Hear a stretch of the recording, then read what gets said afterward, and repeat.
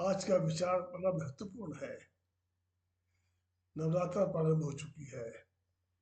पहला दिन बीत गया। कुछ मित्रों के फोन थे, उन्होंने भगवा पत्र वस्त्र पहन लिया है, साधना में लग गए हैं, मौन भी रहेंगे। कुछ मित्र रामचरित मानस का पाठ कर रहे हैं, 9 रोज में रामायण पूरी पढ़ लेंगे। कुछ मित्र रोज गीता पढ़ रहे हैं, पाठ। कुछ मित्र दुर्गा सप्तशती का पाठ कर रहे हैं। हिंदू धर्म का एक बहुत बड़ा उत्सव है नवरात्रा। कुआर का दूसरा पखवाड़ा प्रारंभ हो गया है। ये मानसून की विदाई का समय होता है। मानसून में प्रकृति कीट पतंगों को, खरपतवार को, पौधों को, सबको प्राण देती है। लेकिन प्रकृति का एक नियम है, जो ही ये गर्मी पड़ेगी आसोच की, कीट पतंगे अपने आप गायब हो जाएंगे। हम कहते हैं प्रकृति दयामयी है, प्रकृति करुणामयी है, लेकिन प्रकृति क्या है? देवी यशा गुणमयी मम माया दुरत्या। वहां कृष्ण ने अर्जुन से कहा, अर्जुन ये मेरी माया है, ये दुरत्या पार होनी बड़ी कठिन है। ये प्रकृति देने वाली है, तीनों गुणों से युक्त है। तीन गुण सत रस्तम तीनों उसमें है। ब्रह्मा विष्णु महेश बाद में आ गए। महेश शिव जो है वो जन्मदाता भी है और संहारक भी है। ब्रह्मा उत्पत्ति के कारक है, विष्णु संभाल लेते हैं। अजीब प्रकृति का नियम है, जो पैदा होगा वो जाएगा, कोई बच नहीं पाया। फिर नवरात्र का क्या महत्व है, इस बात को समझें। नवरात्र शक्ति उपासना का बहुत बड़ा पर्व है। क्या शक्ति हमसे बाहर है या शक्ति हमारे भीतर है? शक्ति का स्रोत क्या है? तंत्र साहित्य में बड़ा महत्व, इसका महत्व है। उन्हें बड़े प्रयोग किए तंत्र ने। गोरखनाथ ने बहुत विद्या निकाली। सब विद्या का निचोड़ था मन। मन शक्तियों का पुंज है, मन ही पतन का द्वार है। ये मन है क्या आखिर आपका?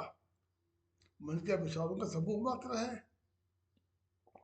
आधुनिक चिंतक कहते हैं मन विचार, स्मृति, कल्पना, संस्कार, अनुभव की छवियां मात्र का एक एकांत रूप है। क्या मन गति है? क्या मन का नाश हो जाता है? प्राणी का जन्म होता है माँ के गर्भ में। जब बीज आता है तो सिर्फ वह नाभि केंद्र से जुड़ा रहता है। नाभि प्राण का घर है। तो जीव के साथ, चैतन्य के साथ प्राण ऊर्जा जन्म से जुड़ जाती है। प्राण के कारण से ही गर्भ में जीव का विकास होता है। प्राणी के सब अंग अवयवों का जन्म उससे ही होता है, प्राण से होता है। प्राण पोषण करता है।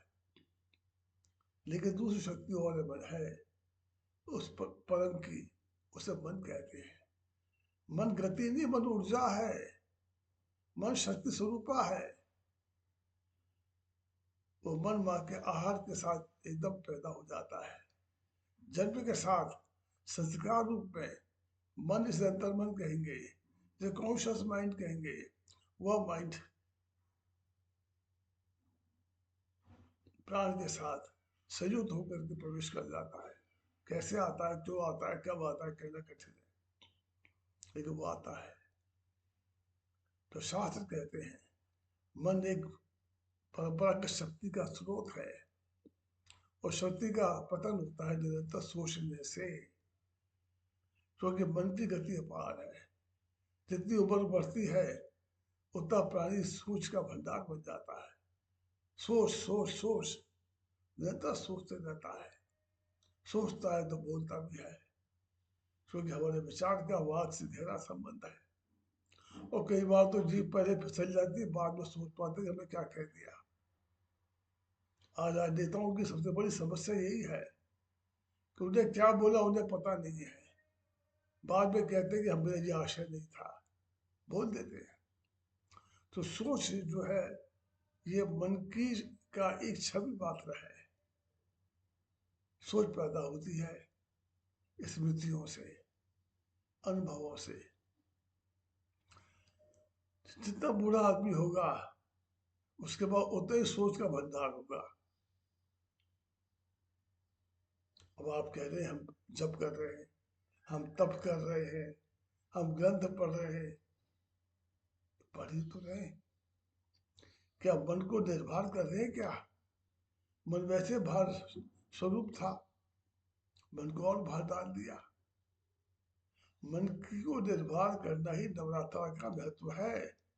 निर्भरता आपके विचारों का संग्रह, आपकी स्मृतियों का संग्रह, आपके भीतर के पाप पुण्य का संग्रह, जिसको कभी आप अंतर मुड़ कर नहीं देखते हैं।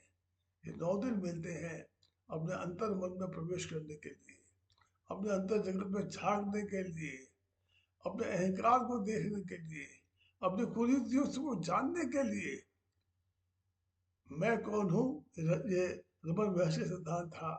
अरे मैं क्या पहला सुनता खुलती कि मैं अपने आप को धीरे से डरता हूँ, क्योंकि ऊपर की सतह पर सारा कीचड़ तैरता मिल जाता है और कीचड़ को हटाया नहीं सकता कीचड़। दूसरा कोई उपाय नहीं है। हम मंदिरों में जाते हैं, कई मित्र आए थे, वो पास के बहुबड़े तीर्थ को उतर आए थे। बोले नवरात्र प्रारंभ हो गई है, आप दर्शन करने चला आया। तीर्थ मंदिर आना चाहिए, आपकी मान्यता पूरी होती है। लेकिन सोचें, यह धार्मिक कृत्य क्या आपको शक्ति संपन्न बनाएगा? नहीं, क्योंकि भार बहुत है। शक्ति मन की होती है, और मन की जितनी गति होगी मन उतना ही शक्तिहीन होगा। मन जितना विचार रहित होगा, मन जितना कम दौड़ेगा, मन की जितनी चाल कम हो जाएगी, मन की शक्ति उतनी बढ़ जाएगी। ये रहस्य है बहुत बड़ा। और मन की शक्ति ही परम का द्वार है। हम परमात्मा को जानना चाहते हैं, सवाल करते हैं बुद्धि से कि वो है नहीं है, साबित करो बुद्धि से। पूरा तर्क शास्त्र भरा पड़ा है, लेकिन हम मानते नहीं है। हम अपने आप को ज्ञानी मान बैठे हैं, अनुभव में प्रवेश कर रहे हैं। 2 मिनट के लिए भी इन नवरात्र के पर्व पर चुपचाप बैठ जाए, उड़ती हुई चिड़िया को देख लें, खिले हुए फूल को देख लें, बस देख लें, सोचे कुछ भी नहीं, अच्छा बुरा भी नहीं, नामांकन भी नहीं, कोई संदर्भ से नहीं, कोई संयोग नहीं, बस देखें देखें। देखते देखते अचानक आप पाएंगे आपका विचार गिर गया है, और उस शून्यता में आपको एक क्षण के लिए अनुभव होगा मन की निर्विचारता का। इसे एक क्षण को बढ़ाया जाए, ये शक्ति का द्वार है। नवरात्र का पर्व शक्ति जागरण का महोत्सव है, एकाग्रता का नहीं। एकाग्रता बहुमूल्य है, पर सजगता उससे अधिक महत्वपूर्ण है। सजगता प्राप्त होती है बात देखने से। कबीरदास कह गए, घर घर दीपक बड़े, लखे नहीं अंध है। घर घर दीपक बड़े, जलता घर में दीपक कोई देखता नहीं है। लगत लगत लगे पड़े, देखते रहो देखते रहो देखते रहो, एक दिन जब का फंदा भी कट जाता है। यही सार तो है नवरात्र का। बहुत बहुत आभार आज के लिए आपका।